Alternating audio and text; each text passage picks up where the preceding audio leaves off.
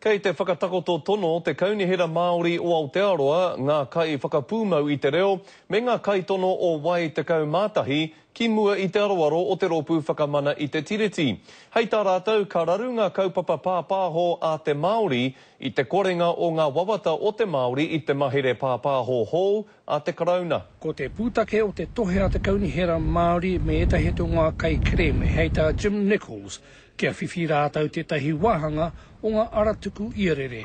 He mahanga upoko o te taniwhanei a te ierere.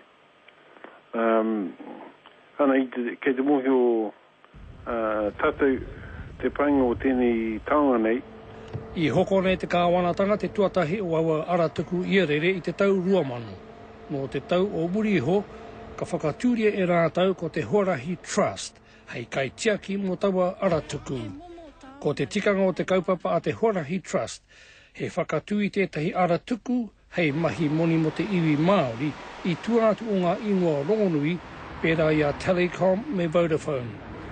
I rongo tātu ngā kōrero o 2 degrees, ena te painga o tērā, no te mea he mahanga mahi o ngā tāngata e mahi ana i taua kamupene rā.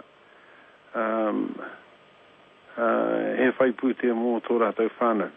Ko te pāpauria te Māori te tīmatanga o te hoko a te karauna i ngā aratuku ierere. I riro kato i ngā kamupene rahi, ngā aratuku ierere mō ngā waia pūkoro. Hore kau te Māori iwhiwhi. Mai rāno, nā te karauna me ki ana i te ture. Engari, nā te kaunihera a me ngā iwi whānau o te motu, e kōru atu ki a rātou, he tō rātou kōrero. Hei te hauwhara o te whākraka a Pōpō, ka whāriki tia te kaunihera Māori me ngā kai whakapūmau te reo, tā rātou tono ki te aroro o te rūnanga whakamara i te tiriti. Joe Glenn, te karere.